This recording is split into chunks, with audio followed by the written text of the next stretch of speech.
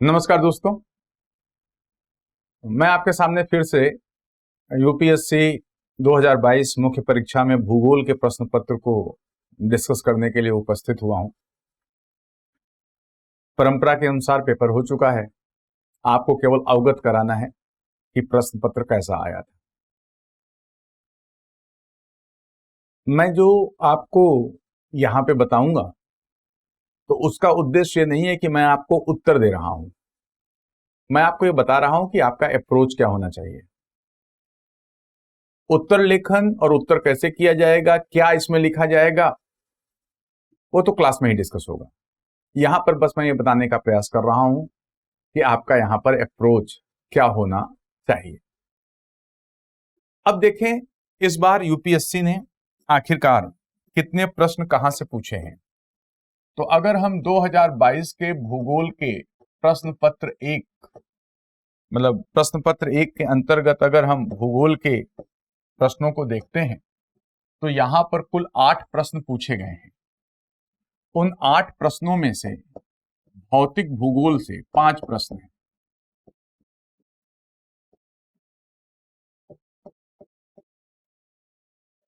भौतिक भूगोल से 5 प्रश्न हैं। दूसरा यहां पर हो जाता है मानव भूगोल। मानव भूगोल से एक प्रश्न पूछा गया है। और फिर यहां पर आता है भारत का भूगोल। और भारत का भूगोल से 2 प्रश्न पूछे गए हैं। पर यह ट्रेंड हमेशा रहेगा ये नहीं कह सकते आप।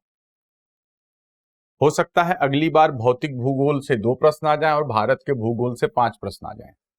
लेकिन हाँ, आप ये समझ सकते हैं कि ऑलमोस्ट ट्रेंड ऐसा ही होगा, जहां भौतिक भूगोल और भारत के भूगोल से प्रश्न ज्यादा होंगे और मानव भूगोल से तुलनात्मक रूप में प्रश्न क्या होंगे, कम होंगे। आइए अब हम एक एक प्रश्नों को देखना प्रारंभ करते हैं।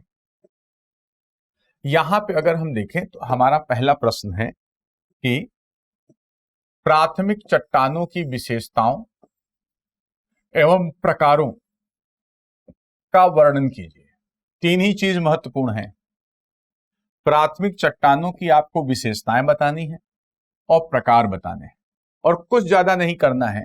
आपको वर्णन दे देना है, आपको डिस्क्राइब कर देना है। Describe the characteristics and types of the primary rocks. आपको केवल बता देना है क्या है। वर्णन का मतलब है जो चीज जैसी है उसे उसी रूप में सामने रख देना। तो जब भी आप उत्तर लिखें तो हमेशा उत्तर लिखने के पहले जब आप उत्तर पढ़ रहे हैं तो उत्तर को बहुत सावधानी से देखें।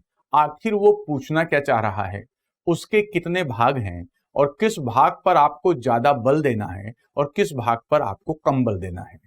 तो जब आप यहां पर यह प्रश्न देख रहे हैं तो 2 पार्ट हैं, एक तो विशेषता और प्रकार और वर्णन कीजिए। तो एक सामान्य सी बात है, यहां दोनों पक्षों पर एक समान बल देना है। तो मोटे तौर पर आप यह मानकर चल सकते हैं कि यहां पर 150 शब्दों को इस प्रकार आप विभाजित करें कि दोनों के संदर्भ में, विशेषताओं और प्रकारों के संदर्भ में एक समानता बनी रहे। उत्तर लिखने के पहले एक बात आप हमेशा समझ लीजिए, जो मैं हमेशा से आपसे बात होती रही है, या यह एक परंपरा भी आप मान सकते हो, कि आप 3 भागों से परिचित रहें। एक परिचय, एक मुख्य भाग और तीसरा निष्कर्ष। एक आपके दिमाग में अगर यह फॉर्मेट रहता है कि आपको उत्तर इस तरह लिखना है तो आपको चीजों की प्रस्तुतिकरण और उनके फॉर्मेटिंग की सुविधा हो जाती है। तो अतः आपको यह सलाह है, अगर आप इस तरीके से उत्तर को सोचें और लिखें तो एक ज्यादा बेहतरीन और एक ज्यादा सिलसिलेवार ढंग से आप उत्तर लिख पाएंगे। तो अब इसके हम उत्तर की तरफ चलें। अगर हम इसके उत्तर की तरफ चलते हैं तो यहां पर सबसे पहले आपको यहां प्राथमिक चट्टानों की परिभाषा देनी है। तो बस थोड़ी सी बात करते हैं, यद्यपि यहां यह उद्देश्य नहीं है, लेकिन फिर भी अगर चट्टान कहा जाए कि चट्टान क्या है तो उत्तर है चट्टान खनिजों का संयोग है। चट्टान खनिजों का संयोग है, खनिजों से मिलकर बनती है। अब इन्हीं चट्टानों में हमने देखा है या हमें पता है कि कई तरह की चट्टानें होती हैं, जो तीन हैं। एक को हम कहते हैं आग्नेय चट्टान, दूसरी को कहते हैं अवसादी चट्टान और तीसरी को कहते हैं रूपांतरित चट्टान। और पृथ्वी के ठंडे होने के क्रम में सबसे पहले आग्नेय चट्टानों का निर्माण हुआ। क्यों? क्योंकि ये चट्टानें मैग्मा या लावा से बनती हैं। आग्नेय शब्द जो है वह लैटिन भाषा के इग्निस शब्द से लिया गया है। ग्रीक या लैटिन दोनों आप बोल सकते हैं। इग्निस शब्द से लिया गया है और उसी से इग्नियस आया है, मतलब आग से निर्मित। आग का मतलब क्या है? तप्त मैग्मा और लावा। तो तप्त मैग्मा और लावा के ठंडे होने से जो चट्टानें निर्मित होती हैं उन्हें आग्नेय चट्टानें कहा जाता है और ये पृथ्वी पर निर्मित होने वाली सबसे पहली चट्टानें हैं, अतः इन्हें प्राथमिक चट्टानें कहा जाता है। तो इसलिए जब आप अपना उत्तर लिखें तो आप अपना उत्तर प्राथमिक चट्टानों की परिभाषा से प्रारंभ करें और फिर उसके बाद आप लिख सकते हैं कि इनकी निम्नलिखित विशेषताएं हैं और उन विशेषताओं में कितने पॉइंट आपको देने हैं। पहला है यहां सघन और स्थूल। सघन का मतलब है जब मैग्मा और लावा कोई भी, अब मैग्मा नीचे ठंडा होगा, लावा ऊपर ठंडा होगा, भूपृष्ठ पे ठंडा होगा, तो चाहे भूपृष्ठ पर या आंतरिक भाग में जब लावा या मैग्मा ठंडा होता है तो वो सघन हो जाता है, कॉम्पैक्ट हो जाता है, अर्थात उसके कण पास पास आ जाते हैं। तो यह एक सघन चट्टान होती है, यह एक डेंस रॉक होती है। तो पहली विशेषता आप लिखेंगे इनकी सघनता और स्थूलता। दूसरी चीज, यद्यपि जो लावा वगैरह का विस्तार है वो परत में होता है, लेकिन इतना गर्म होता है कि जब वो ठंडा हो रहा होता है तो हमको इसमें परतें प्राप्त नहीं होती, तो यह परत विहीन चट्टान हो जाती है। और चूंकि यहां पर मैग्मा लावा इतना गर्म है कि वहां पर जीवों के अवशेष भी प्राप्त नहीं होते, जीवाश्म भी प्राप्त नहीं होते। जीवाश्म नहीं प्राप्त होंगे तो इसका मतलब ये कोयले, पेट्रोलियम, प्राकृतिक गैस के लिए बड़ी महत्वपूर्ण नहीं होंगी, तो यहां पर जीवाशेषों का अभाव है। दूसरा, रवेदार, इनके क्रिस्टल बनते हैं। जब खनिज आपस में संयुक्त होते हैं तो विशिष्ट ज्यामितीय आकृतियों का निर्माण करते हैं, जिन्हें हम क्रिस्टल या रवा कहते हैं। तो ये रवेदार भी होती हैं। ये असरंध्र, अर्थात इसमें रंध्र नहीं होते हैं। संधियां और जोड़ हो सकती हैं, इनमें रंध्र नहीं होते। असरंध्र होने के कारण ये अपक्षय और अपर्दन के प्रति प्रतिरोधक होती हैं, अर्थात इनका अपक्षय और अपर्दन मंद गति से होता है। जैसे मिट्टी है, सरंध्र है, वो जल्दी अपर्दित हो जाएगी। ये कठोर हैं, असरंध्र हैं, इसलिए ये अपक्षयित और अपर्दित होंगी तो एक लंबा समय लगेगा। फिर है, इसमें जोड़ और संधियां पाई जाती हैं, इसमें ज्वाइंट्स हो सकते हैं और इनमें विभिन्न प्रकार के महत्वपूर्ण खनिज जैसे फेल्सपर, क्वार्ट्ज, अभ्रक, ओलिविन आदि खनिज प्राप्त होते हैं। आप इनकी इन 7 विशेषताओं पे चर्चा कर सकते हैं, और भी विशेषताएं आप दे सकते हैं, लेकिन ये मुख्य 7 आपकी आनी चाहिए। फिर अगर हम इनका प्रकार देखें, इनका टाइप्स देखें, तो इन चट्टानों को इनकी विशेषताओं के आधार पर विभाजित किया जाता है। जैसे निर्माण क्षेत्र के आधार पर ये कहां निर्मित होती हैं। अगर ये भूपृष्ठ पर निर्मित होती हैं तो बहिर्वेधी हैं, अगर ये आंतरिक भाग में निर्मित होती हैं तो ये अंतर्वेधी हैं, और अगर ये इनके मध्य में कहीं निर्मित होती हैं तो ये मध्यवर्ती हैं। तो निर्माण क्षेत्र के आधार पर जो ये चट्टानें हैं ये 2 प्रकार की हो सकती हैं, अंतर्वेधी, बहिर्वेधी। जो भूगर्भ के अंदर मैग्मा के ठंडे होने से निर्मित होती हैं वो अंतर्वेधी हैं, जो भूपृष्ठ पर लावा के ठंडे होने से निर्मित होती हैं वो बहिर्वेधी हैं। अंतर्वेधी में भी जो अधिक गहराई में निर्मित होती हैं वो पातालीय कहलाती हैं, जो भूपृष्ठ के ठीक नीचे कम गहराई में निर्मित होती हैं उन्हें मध्यवर्ती कहा जाता है। पातालीय का अच्छा एग्जाम्पल ग्रेनाइट और पेरिडोटाइट है, जबकि मध्यवर्ती का अच्छा एग्जाम्पल डोलेराइट और मैग्नेटाइट है। इसके अलावा जब ये चट्टानें, जब मैग्मा अंदर जमता है तो वो मध्यवर्ती आग्नेय पिंड भी बनाता है। जो आपने सुना होगा, batholith, dike, sill, phacolith, lopolith, ये वाले टर्म आपने सुने होंगे। स्टॉक, सेडार, ये सारी भू आकृतियां भी इसके अंतर्गत बनती हैं। इनकी भी आपको व्याख्या तो नहीं कर सकते हो, 10 नंबर का है, केवल नाम बता देने चाहिए। फिर अगर हम सिलिका की मात्रा के आधार पर देखें तो यहां पर चट्टानें 4 प्रकार की हो जाती हैं, अम्लीय, माध्यमिक, क्षारीय, अति क्षारीय। जो अम्लीय चट्टानें होती हैं इनमें सिलिका 63% से ज्यादा, सामान्य लोग 65% से ज्यादा कहते हैं, राइट, लेकिन आप 63% का डेटा रखिए, आपको न पसंद आए तो 65 कर लीजिएगा, इस पे कोई बहस का मुद्दा नहीं है। तो यहां पर 63% से ज्यादा तो अम्लीय, फॉर एग्जाम्पल यहां पर ग्रेनाइट। माध्यमिक चट्टानें जिनमें सिलिका की मात्रा 63% से लगभग 52% तक होती है, आप इसे 55 भी कर सकते हैं, जो नॉर्मल डेटा मिलेगा वो आप रख सकते हो, कोई दिक्कत नहीं है। 63 से 52% यहां पर माध्यमिक हो जाता है। इसके अंतर्गत जैसे डायोराइट। क्षारीय जिसमें सिलिका की मात्रा 55% से 45% तक होती है, इसके अंतर्गत आता है बेसाल्ट।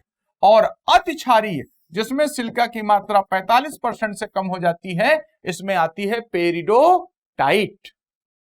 फिर रवे के आधार पर महीन रवे वाली हो सकती हैं और मोटे रवे वाली हो सकती हैं। महीन रवे और मोटे रवे। जब धीरे धीरे मैग्मा ठंडा होता है, धीरे धीरे लावा ठंडा हो अगर, तो वहां पर जो खनिज हैं जुड़कर बड़े क्रिस्टल बनाते हैं, इन्हें हम बड़े रवे वाली चट्टानें कहते हैं। फॉर एग्जाम्पल जो चट्टान अंतर्वेधी होगी वो बड़े रवे वाली होगी। क्यों? क्योंकि रवों का आकार और शीतलन की दर में उल्टा संबंध हो जाता है ना, ये बात आप ध्यान रखिएगा। तो यहां पर जब अंदर निर्मित होती हैं तो रवे जो हो जाते हैं वो बड़े हो जाते हैं, क्योंकि देर से ठंडी होती है, शीतलन दर कम है तो रवे बड़े हो गए, उल्टा संबंध। और जो जल्दी ठंडा होगा वहीं पे ठंडा हो जाएगा तो रवे महीन हो जाएंगे। तो रवे महीन किसके होंगे? बहिर्वेधी के। और रवे मोटे किसके होंगे? अंतर्वेधी के। तो इनका एग्जाम्पल वही आ जाएगा जो हमने यहां पर लिखा है। और फिर इसके बाद निष्कर्ष कर सकते हो कि ये चट्टानें पृथ्वी पर निर्मित होने वाली प्रथम चट्टानें हैं तथा इनके विविध आर्थिक उपयोग हैं। आप ऐसे करके अपना यह उत्तर आगे बढ़ा सकते हो। फिर इसके बाद अगर देखा जाए, दूसरा क्वेश्चन देखा जाए, तो भारतीय मौसम विभाग द्वारा चक्रवात प्रवण क्षेत्रों के लिए मौसम संबंधी चेतावनियों के लिए निर्धारित रंग संकेत के अर्थ की चर्चा करें। अब देखो, ये पूछा तो भूगोल में है, लेकिन यह आपदा प्रबंधन का प्रश्न है। आपदा प्रबंधन में चेतावनी वगैरह जाती है ना, तो यहां पर यह आपदा प्रबंधन का प्रश्न है। इसलिए मैं आपको हमेशा सलाह दूंगा, जो मैं अपनी क्लास में भी सलाह देता हूं, कि जब आप आगे कभी पेपर 1 का एग्जाम जीएस का देने जाएं तो आप भूगोल के लिए कम से कम पेपर 3 को तैयार रखें, आपदा प्रबंधन और पर्यावरण का, क्योंकि वहां के क्वेश्चन पेपर 1 में भी पूछे जा सकते हैं। तो यहां है भारतीय मौसम विभाग द्वारा चक्रवात प्रवण क्षेत्रों के लिए मौसम संबंधी चेतावनियों के लिए निर्धारित रंग संकेत अर्थ की चर्चा करें। केवल अर्थ बताना है, 10 मार्क्स, 150 शब्द। इसमें अब यहां पर और कोई आपके पास बहुत ज्यादा फैलने की गुंजाइश नहीं है। तो आइए देखें आप क्या कर सकते थे। आप यहां पर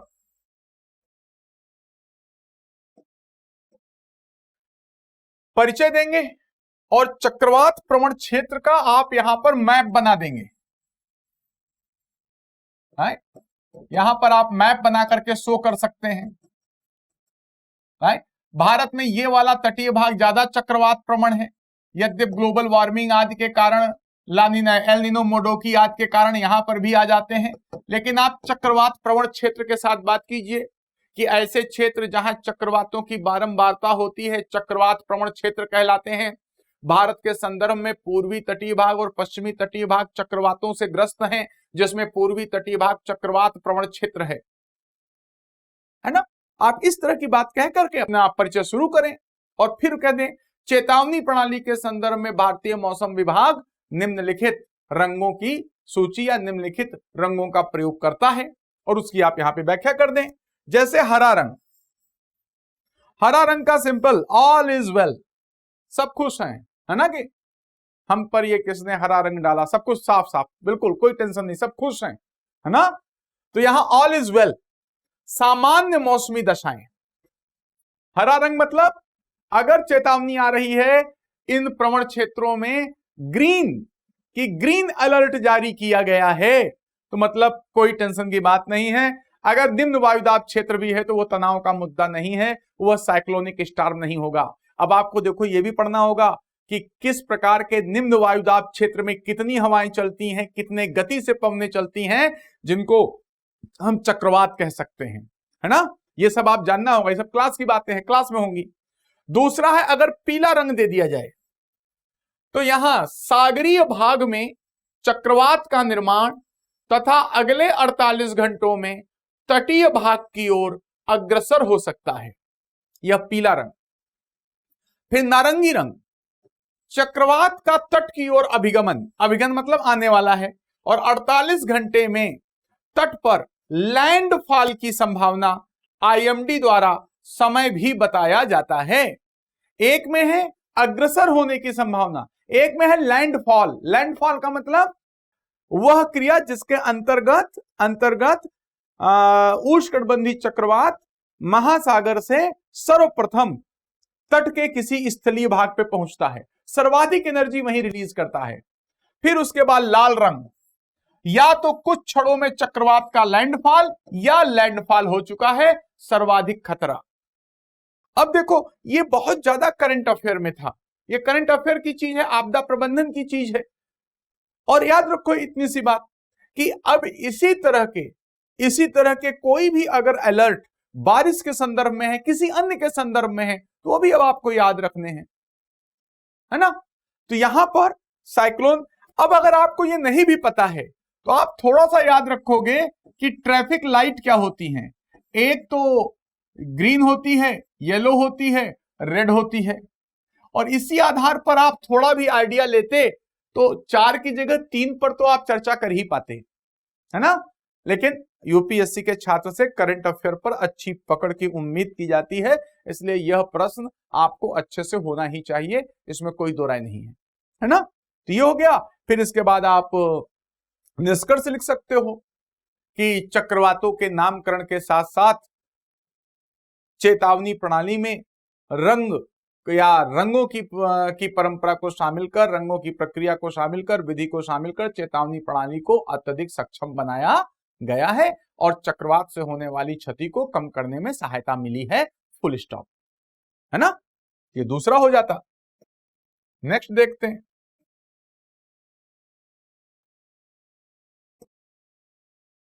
नेक्स्ट है दक्कन ट्रैप के प्राकृतिक संसाधन संभावनाओं की चर्चा कीजिए। पढ़ो क्या है दक्कन ट्रैप की प्राकृतिक संसाधन संभावना, कौन कौन से नेचुरल रिसोर्स वहां पे हो सकते हैं। यह भी 10 अंक 150 वर्ड, संभावनाओं पर चर्चा करना है, केवल बता देना है क्या क्या है ना। तो आओ देखते हैं इसको।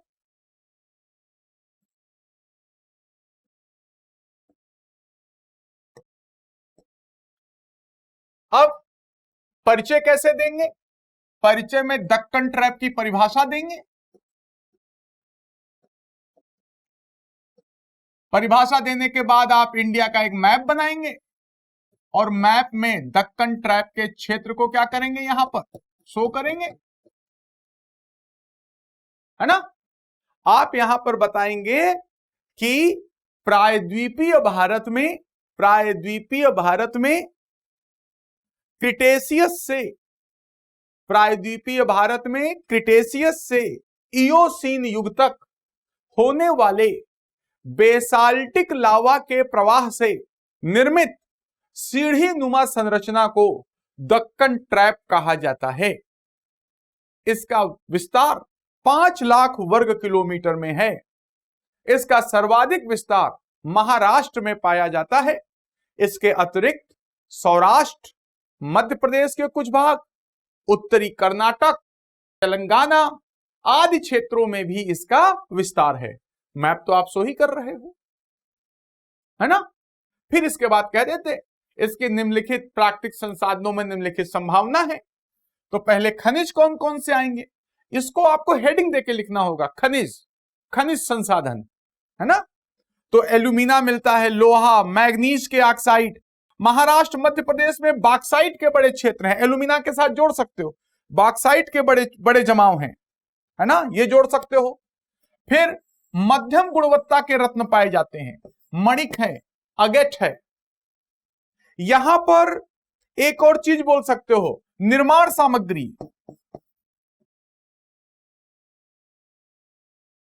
जो बेसाल्ट है ना, उसके टूटने फूटने से जो गिट्टी वगैरह प्राप्त होती है, जो मलबा प्राप्त होता है, वो निर्माण सामग्री में यूज होता है ना, कंस्ट्रक्शन मटेरियल है ये। फिर मृदा की व्याख्या करोगे, काली मिट्टी की व्याख्या कर सकते हो जितनी जगह हो। मानसूनी जलवायु में लैटराइट मिट्टी बनती है। काली मिट्टी के कारण यहां पर कपास, गन्ना, मूंगफली, लैटराइट में और चीजों का विकास हो सकता है। लेकिन मुख्य कौन सी है, काली, काली मृदा। रेगुर, स्वयं को जोतने वाली मृदा।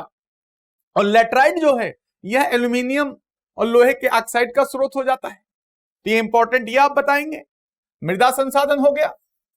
फिर यहां पर जल विद्युत संसाधन देख सकते हो, गोदावरी कृष्णा नदियों का प्रवाह, जल विद्युत उत्पादन।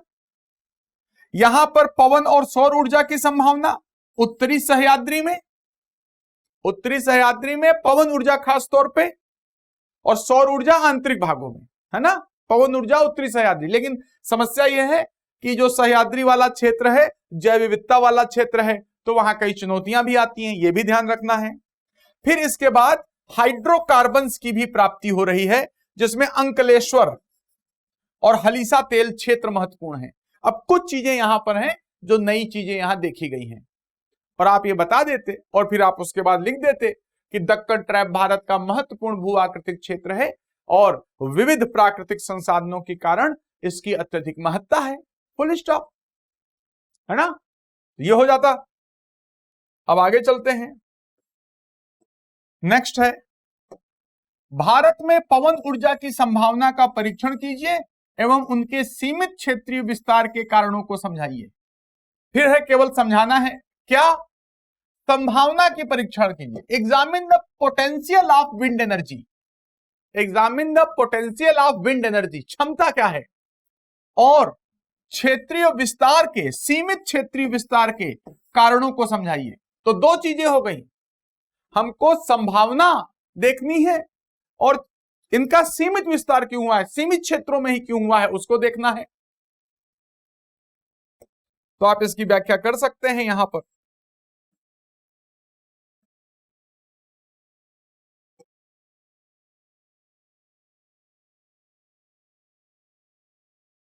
ये पवन ऊर्जा है, पवन जी नहीं है, पवन ऊर्जा की संभावित क्षमता हमें देखना है।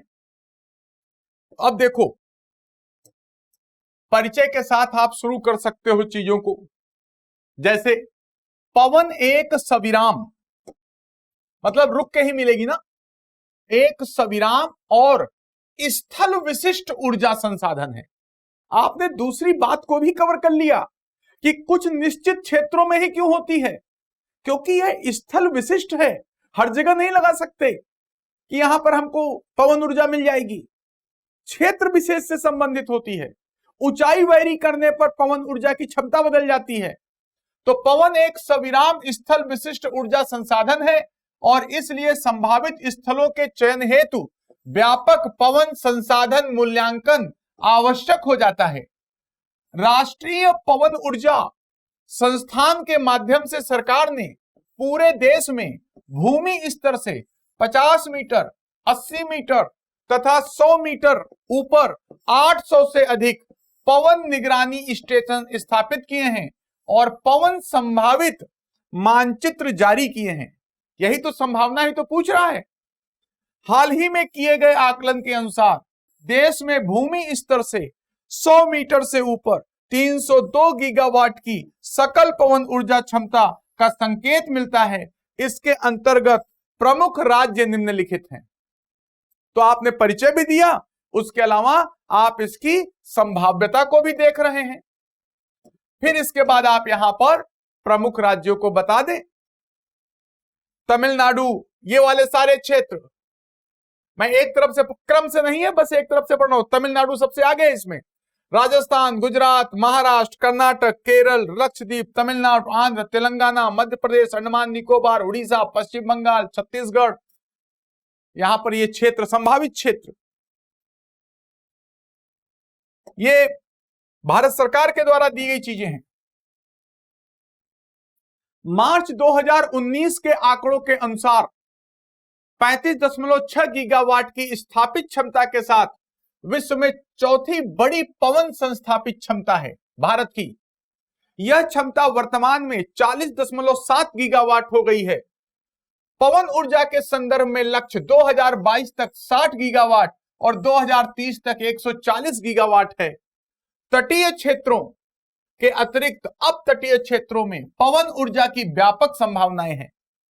95% से ज्यादा व्यावसायिक तौर पर दोहित संसाधन तमिलनाडु, गुजरात, महाराष्ट्र, कर्नाटक, राजस्थान, आंध्र प्रदेश और मध्य प्रदेश में है। ये पूरी आपने संभावना देख ली, है ना। फिर है भारत में सीमित क्षेत्र में होने के कौन से कारण हैं? तो निम्नलिखित कारण हैं। पहला, आबाद पवन क्षेत्रों का सीमित होना। भारत विविध भू आकृतियों वाला क्षेत्र है ना, तो वहीं लगेगी जहां लगातार पवन ऊर्जा मिले, ऐसे क्षेत्र सीमित हो जाते हैं।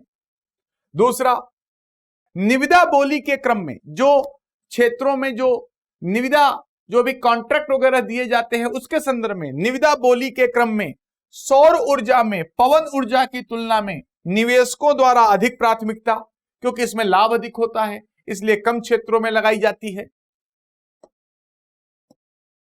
नेक्स्ट, भूमि अधिग्रहण संबंधी समस्याएं, भूमि अधिग्रहण की समस्याएं हैं। नेक्स्ट, पवन की गति कम होने पर विद्युत उत्पादन का स्तर निम्न हो जाता है, इसलिए ऐसे क्षेत्रों में लगाते ही नहीं जहां पर कम हो जाए। पर्यावरण और पारिस्थितिकी पर दुष्प्रभाव, कई संवेदनशील प्रजातियों के नष्ट होने का खतरा, अतः इनके स्थान क्षेत्र सीमित हो जाते हैं। अपतटीय पवन संयंत्रों का मंद विकास। अब इसमें आप नीचे लिख सकते हो कि सरकार ने आने वाले समय में नवीकरणीय ऊर्जा में इतना लक्ष्य रखा हुआ है और उसकी प्राप्ति के लिए पवन ऊर्जा के क्षेत्र में आने वाली बाधाओं को दूर करने के प्रयास किए जा रहे हैं, तथा उम्मीद है या आशा है या भविष्य में और भी स्थल पवन ऊर्जा के अंतर्गत शामिल हो जाएंगे। फुल स्टॉप, है ना। फिर नेक्स्ट देखा जाए, यहां पर है कि समुद्री धाराओं को प्रभावित करने वाली शक्तियां कौन सी हैं? विश्व के मत्स्य उद्योग में इनके योगदान का वर्णन करें। समुद्री धाराओं को प्रभावित करने वाली शक्तियां कौन सी हैं? विश्व के मत्स्य उद्योग में इनके योगदान का वर्णन करें। What are the forces that influence ocean currents? Describe their role in fishing industry of the world. तो दो चीजें देखनी है कि प्रभावित करने वाली शक्तियां कौन सी हैं और दूसरा, विश्व के मत्स्य उद्योग में इनका कितना योगदान है। तो फिर वही परिभाषा से परिचय, मुख्य भाग और निष्कर्ष। परिभाषा से आप स्टार्ट करेंगे, है ना।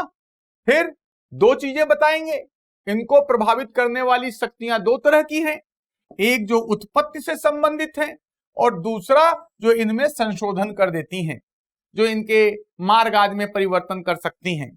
तो उत्पत्ति में पृथ्वी से संबंधित शक्तियां, तो घूर्णन और गुरुत्वाकर्षण।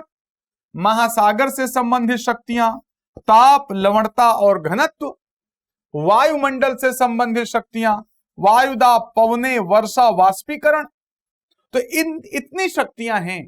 इन शक्तियों के कारण क्या हो जाता है, कहीं पर जल स्तर ऊंचा, कहीं पर जल स्तर नीचा, और जल स्तर में अंतर आने से महासागरीय धाराएं उच्च जल स्तर से निम्न जल स्तर की ओर प्रवाहित होने लगती हैं। तो इन शक्तियों का आपको वर्णन करना है पहले। फिर कहना है उत्पत्ति होने के बाद कुछ ऐसी शक्तियां होती हैं जो महासागरीय धाराओं में संशोधन करती हैं, उनकी दिशा, उनकी गति को बदलती हैं। तो कौन सा है? तट रेखा का संरूपण। मतलब तट रेखा किस प्रकार बनी है, इससे पानी टकरा के उसी प्रकार से बहता है। फिर दूसरा है सागर नितल भू आकृतियां, जो द्वीप हैं, कटक हैं, उनसे टकराकर जल कई भागों में विभाजित हो सकता है। और ऋतु परिवर्तन, अगर ऋतुओं के परिवर्तन के साथ पवन में चेंज आता है, पवन की दिशा में चेंज आता है, तो इनकी भी दिशाएं बदल जाती हैं। और सबसे अच्छा इसका प्रदर्शन कहां पर होता है? सबसे अच्छा इसका प्रदर्शन होता है उत्तरी हिंद महासागर में, है ना। तो ये सारी चीजें आपको करके एक डायग्राम बना करके आपको शो करना था। अगर हम यहां पर देखते हैं कि मत्स्यन क्षेत्र में इनका महत्व क्या है, तो दो बातें देखो। अब ये वर्ल्ड का मैप आप देख रहे हो, कहां मत्स्यन क्षेत्र में महत्वपूर्ण है, तो देखो दो बातें समझो। पहला है जहां पर गर्म और ठंडी धाराएं मिलती हैं, गर्म और ठंडी धाराएं मिलती हैं, वह मुख्य मत्स्यन क्षेत्र होता है, पहली बात, है ना। तो वह मुख्य मत्स्यन क्षेत्र होगा तो कौन सा क्षेत्र है? यहां से लैब्राडोर आती है और इधर से गल्फ स्ट्रीम जाती है। यहां उत्तरी अमेरिका में न्यू फाउंडलैंड के समीप यहां पर ग्रैंड बैंक महत्वपूर्ण है। इसके अतिरिक्त जॉर्जेस बैंक, सेविले बैंक, इसके सहारे यहां पर मत्स्यन क्षेत्र, तो नॉर्थ अमेरिका हो जाएगा।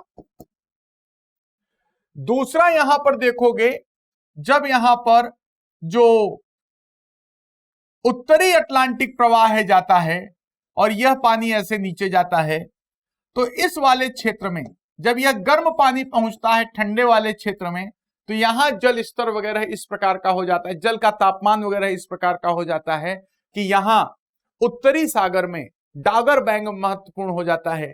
नॉर्वे के मत्स्यन क्षेत्र फ्योर्ड में पहुंचता है, तो नॉर्वे के मत्स्यन क्षेत्रों का विकास होता है। यहां ठंडा पानी अपवेलिंग, अभी बाद में देखते हैं अपवेलिंग, तो यहां पर ठंडी और गर्म जलधारा के कारण यहां पर होगा। यहां पर फॉकलैंड द्वीप पर ब्राजील की धारा आती है और फॉकलैंड की धारा आती है यहां पर। इसके अलावा अगर हम यहां पर देखें जापान वाले क्षेत्र में, तो यहां से क्यूरोशियो जाती है और यहां से क्यूराइल आती है, तो जापान क्षेत्र, जापान में, एशिया में जापान। तो आप विश्व के क्या बता सकते हो? उत्तरी अमेरिका में, दक्षिणी अमेरिका में और एशिया में जापान, ये मत्स्यन क्षेत्र किनके कारण? गर्म और ठंडी जलधारा के मिलने के कारण। दूसरी चीज, जब गर्म जल ठंडे क्षेत्रों में पहुंचता है तो वहां भी मत्स्यन के अनुकूल दशाएं बनती हैं। फॉर एग्जाम्पल नॉर्वे, यूके, उत्तरी सागर में, इन दशाओं के अंतर्गत। तीसरा, वे क्षेत्र जहां उत्श्रवण होता है, अपवेलिंग होती है, क्योंकि यहां जब व्यापारिक पवनें बहेंगी, दोनों गोलार्धों की अगर यहां व्यापारिक पवनें बहेंगी, ऐसे समझ लो, तो यहां पर अपवेलिंग होगी। तो जहां जहां ठंडी धारा है, जैसे केनारी की ठंडी धारा जहां है, अपवेलिंग हो रहा है, वहां पर मत्स्यन होता है। पेरू तट, यहां अपवेलिंग, यहां पर मत्स्यन की दशाएं हो जाती हैं। बेंगुला वाले क्षेत्र में थोड़ी बहुत हो जाती हैं। तो आप इस तरह वैश्विक स्तर पे बताएंगे कि इन इन दशाओं में महासागरीय धाराओं वाले क्षेत्र मत्स्यन के क्षेत्र हैं। चलिए इसके बाद फिर है रबड़ उत्पादक देशों के वितरण। रबड़ उत्पादक देशों के वितरण का वर्णन करते हुए उनके द्वारा सामना किए जाने वाले प्रमुख पर्यावरणीय मुद्दों को इंगित कीजिए। प्रमुख पर्यावरणीय मुद्दों को इंगित कीजिए, है ना। अगर हम एक चीज यहां पर देखते हैं, इसको हम ऐसे सीधे देख लें,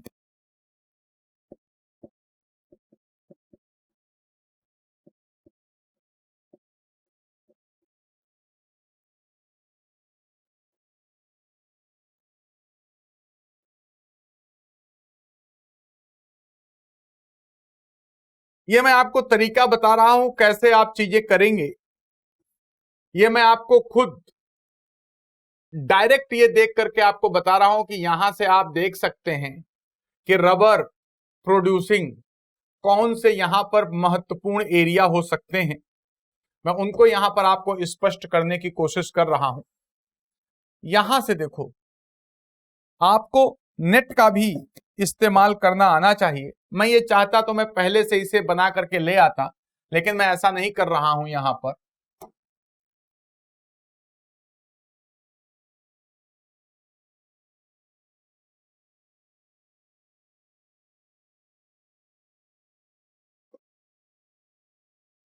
तो यहां पर क्या है, रबर उत्पादक देशों के वितरण का वर्णन करते हुए उनके द्वारा सामना किए जाने वाले प्रमुख पर्यावरणीय मुद्दों को अंकित कीजिए।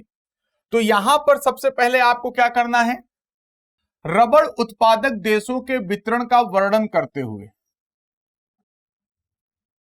इनका वर्णन करते हुए आपको काम करना है ना। और प्रमुख पर्यावरणीय मुद्दों को इंगित कीजिए। तो जो मैंने आपको पिछला मैप दिखाया, अगर हम उस मैप को वर्ल्ड लेवल पे देख लें, विश्व स्तर पर यहां देख लें उस मैप को, तो अब आप यहां पर इक्वेटर, ये ट्रॉपिक ऑफ कैंसर है, इसके बाद आप इक्वेटर वाली कंडीशन देख लें, तो जो भी इक्वेटर वाले क्षेत्र में एरिया हैं वो सारे रबड़ उत्पादक क्षेत्र हैं। पहले मलेशिया टॉप पे था, अभी यह थाईलैंड है टॉप पे।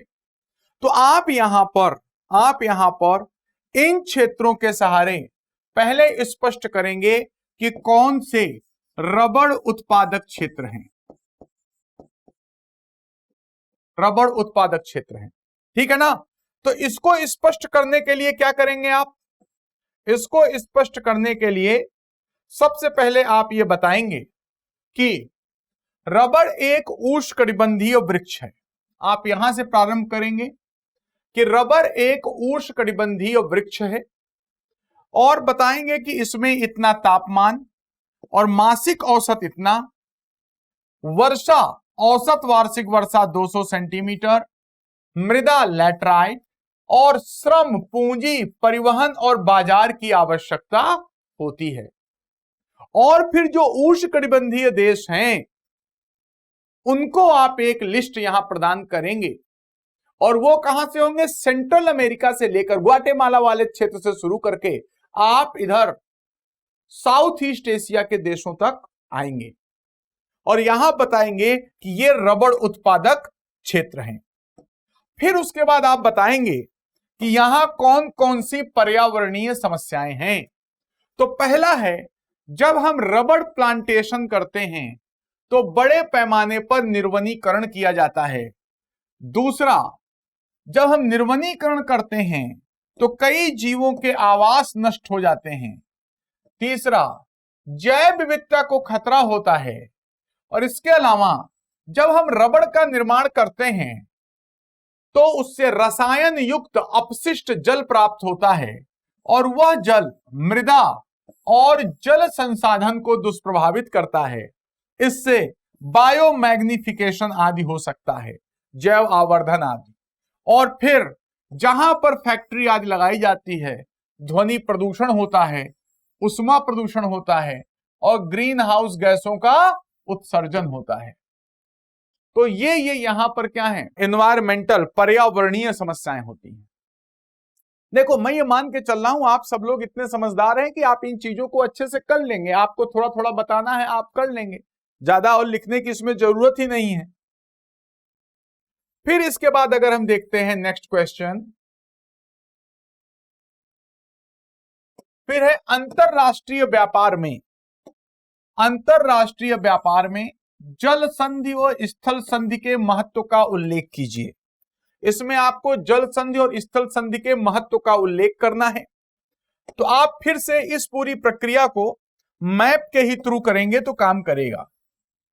सबसे पहले आप क्या करेंगे, सबसे पहले आप जल संधि और स्थल संधि की परिभाषा देंगे।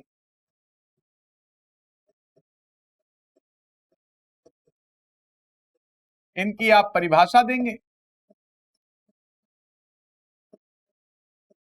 है ना।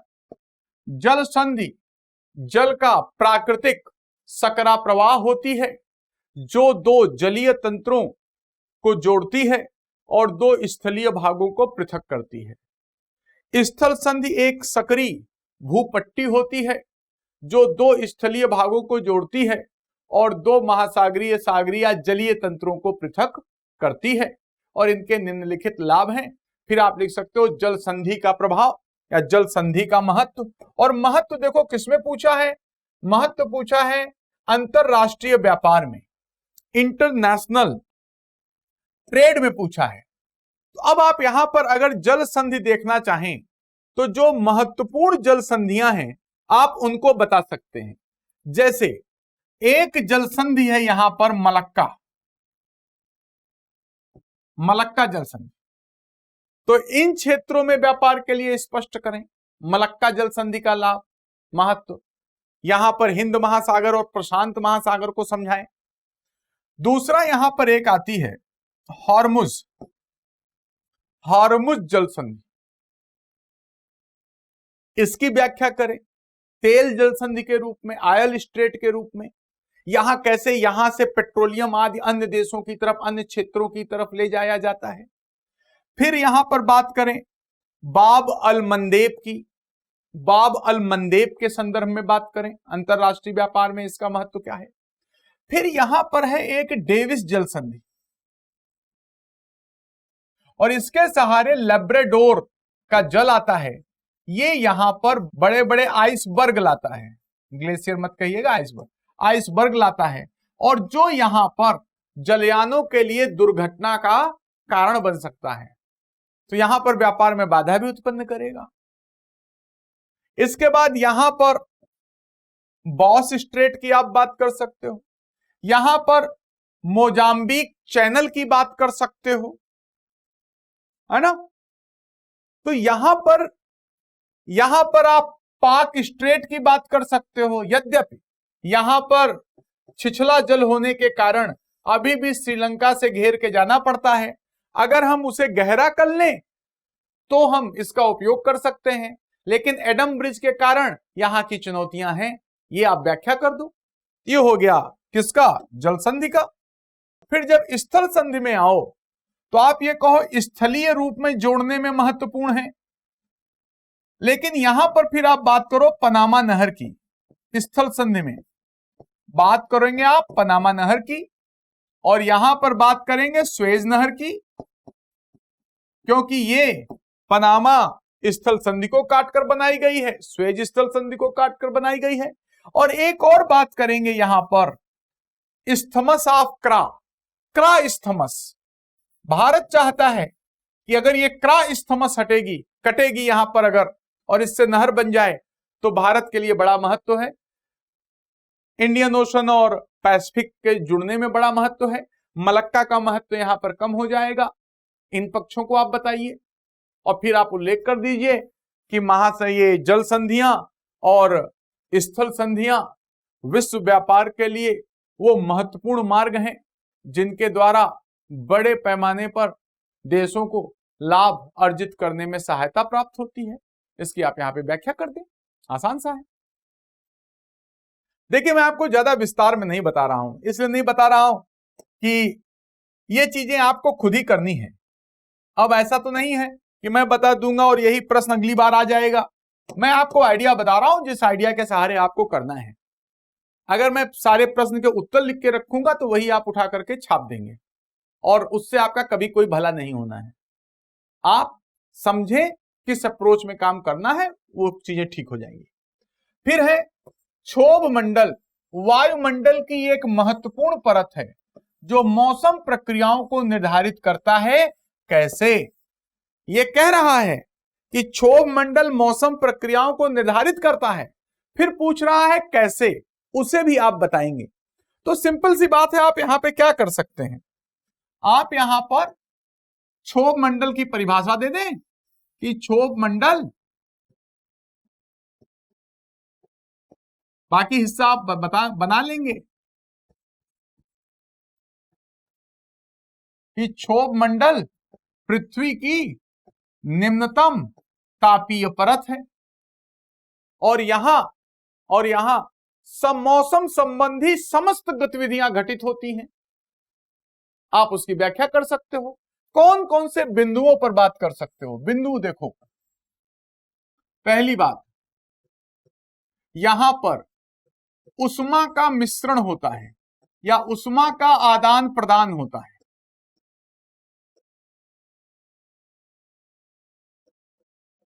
अतः यहां चरम मौसमी दशाएं मिलती हैं।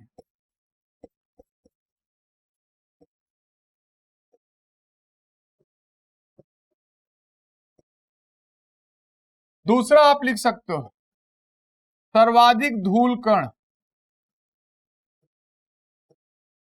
जलवाष्प, या इसको बाद में लिखो, पहले यहां लिख दो संवहन धाराओं की अधिकता।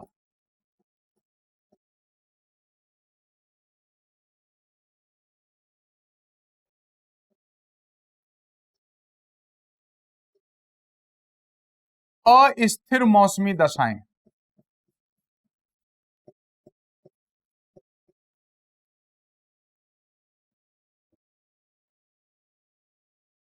अस्थिर मौसमी दशाएं, इससे भी आप जानते हो सभी मौसमी प्रक्रियाएं संपन्न होंगी। फिर नेक्स्ट है यहां पर, अब इसको मैं ये वाला हटा देता हूं, अब आप इसको तो समझ ही गए हैं।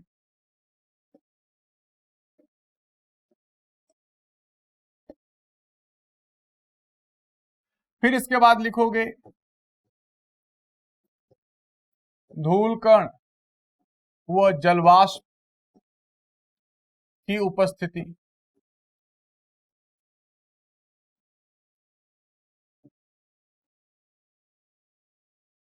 इससे स्पष्ट करोगे मेघ निर्माण, वर्षण, और इसमें और कर सकते हो तापमान प्रतिलोमन की दशाएं, जब कभी स्थापित हो जाए इससे उत्पन्न तापमान प्रतिलोमन से उत्पन्न दशाएं, कोहरा, कुहासा, धुआंसा, एक्सेट्रा, है ना? है इतना ही, लेकिन इसकी आप व्याख्या बहुत सारी कर सकते हो। तो क्षोभ मंडल ही वो क्षेत्र है जहां बड़े पैमाने पर ऊष्मा का आदान प्रदान होता है। अतः यहां तीव्र पवने, चक्रवात, तूफान सबका निर्माण होता है। सभी प्रकार के मौसम गतिविधियों से संबंधित बादल निर्मित होते हैं। तड़ित झंझा युक्त वर्षा यहां होती है। यहां पर तापमान प्रतिलोमन वगैरह हो जाए अगर, तो यहां कोहरा, ओस, इन सब की दशाओं का निर्माण होता है। बातें सारी करनी है, सारे महत्वपूर्ण बिंदुओं को यहां पर देते हुए। अब यहां पर देखो, एक ऐसा क्वेश्चन हम देख सकते हैं जो लगता तो भूगोल का है पर भूगोल का है नहीं, यह वास्तव में है सोसाइटी का, जिसमें हम भूमंडलीकरण और नई तकनीक के रिश्ते भारत के विशेष संदर्भ में अपर्याप्त संसाधनों की दुनिया में, यह भूगोल का नहीं है। यह जो प्रश्न है यह है सोसाइटी का, राइट? लेकिन थोड़ा सा बस हिंट हम इस पे बात कर सकते हैं, ज्यादा इस पे चर्चा भी नहीं करनी है। हिंट यही है कि देखो, ग्लोबलाइजेशन के अंतर्गत संपूर्ण विश्व एक दूसरे से अंतर संबंधित रहता है, एक गांव सा बन जाता है। यद्यप वर्तमान में इस अवधारणा पे बड़ी प्रश्न चिन्ह है, लेकिन फिर भी तो हर एक व्यक्ति के पास, हर एक देश के पास हर संसाधन नहीं हो सकता, और वर्तमान में संसाधन दुविधा का दौर भी है कि संसाधनों का कितना उपयोग करें, कितना उपयोग न करें, पर्यावरण बचाएं कि हम विकास करें। और इसी क्रम में विश्व को आपस में जोड़ने के क्रम में तकनीक बड़ी महत्वपूर्ण है, और जो इंडस्ट्रियल रिवॉल्यूशन 4 है ना, वो तकनीक पर ही आधारित है। कोरोना काल में यद्यप ग्लोबलाइजेशन जैसी चीजों पर थोड़ी सी शंका प्रकट जरूर होती है, लेकिन फिर भी देखा जाए ग्लोबलाइजेशन, भूमंडलीकरण एक शाश्वत सत्य है। हमें उस दिशा में आगे बढ़ना पड़ेगा, लेकिन किस प्रकार तकनीक हमें इसमें मदद करती है, उस पर आपको यहां चर्चा करनी है। और इसके लिए वर्तमान में जो डिजिटल क्रांति है, वर्तमान में जो साइबर रिवॉल्यूशन है, भले ही इसके नुकसान बहुत हैं लेकिन इसके फायदे बहुत ज्यादा हैं, तो इसलिए इसी संदर्भ में इनकी बात करनी है। लेकिन यह भूगोल का क्वेश्चन नहीं है, इसलिए आप लोग भूगोल का मत सोचिएगा, ये सोसाइटी का क्वेश्चन है। और आप इसको भूमंडलीकरण, वर्तमान समय में तकनीक में जो परिवर्तन हो रहे हैं, किस प्रकार उससे भारत विश्व के अन्य देशों से जुड़ रहा है, किस प्रकार आदान प्रदान, विचारों का आदान प्रदान, वस्तुओं सेवाओं का आदान प्रदान अपेक्षाकृत आसान हो रहा है, इन बिंदुओं पर आपको समझना है। तो फ्रेंड्स, आज हमने आपसे भूगोल में आए हुए प्रश्नों पर एक संक्षिप्त चर्चा कर ली। मैंने आपसे संक्षिप्त चर्चा इसीलिए की, चाहता तो बड़े विस्तार से बात हो जाती, 2-2.5 घंटे का यहां पर लेक्चर बन सकता था, लेकिन उसका कोई फायदा है नहीं। फायदा क्यों नहीं है? यही प्रश्न तो दोबारा पूछेगा नहीं, एक आध पूछ ले तो अलग बात है, और पूछेगा भी तो उसका स्वरूप बदल देगा। इसलिए आप हमेशा ध्यान रखें, किसी के भी मॉडल आंसर पे आपको नहीं जाना है। आप उससे एसेंस ले सकते हैं, मूल बात ले सकते हैं, लेकिन विकसित सारी चीज आप खुद करेंगे। और अब मैं हिंदी माध्यम के बच्चों में इसी मिशन पे चल रहा हूं, उन्हें थोड़ा बताता हूं और मैं चाहता हूं वो इसे आगे एक्सप्लोर करें, गलत या सही, गलत करते करते ही सही सीखोगे। तो जो पॉइंट उठाए हैं हमने, आपको उस पर चर्चा करनी है। तो फ्रेंड्स, आज इतना ही। इकोलॉजी एनवायरनमेंट के अगले सेगमेंट में मैं आपसे मिलूंगा, तब तक के लिए धन्यवाद।